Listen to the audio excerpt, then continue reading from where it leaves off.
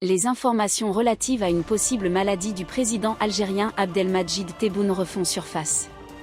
Son absence au sommet du G20, prévu les 22 et 23 novembre à Johannesburg, en Afrique du Sud, a ravivé les spéculations quant à son état de santé.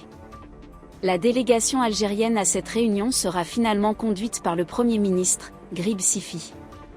Le président Tebboune attendait avec impatience ce sommet, qui devait marquer son retour sur la scène internationale et lui permettre, surtout, de rencontrer son homologue français, Emmanuel Macron, afin de sceller officiellement l'ouverture d'une nouvelle étape dans les relations entre Alger et Paris.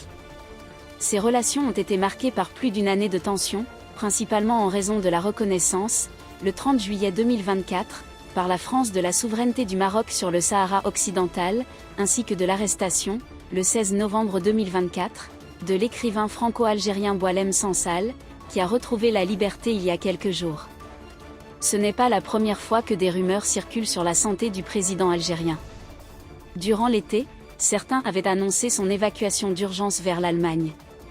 Son absence de la scène nationale, alors que le pays était secoué par la chute d'un bus surchargé à El Oued El Arrach, survenu le 15 août et ayant fait 18 morts et 25 blessés, avait déjà alimenté les interrogations sur une éventuelle maladie. Le chef de l'État avait été évacué une première fois en Allemagne, en octobre 2020, pour y être soigné d'une infection au Covid-19.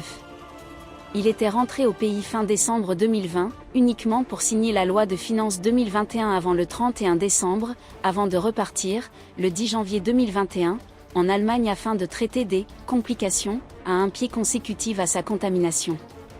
Après un mois d'hospitalisation à Berlin, il avait dû regagner l'Algérie, alors que l'armée commençait à examiner les profils de civils susceptibles d'assurer la fonction présidentielle.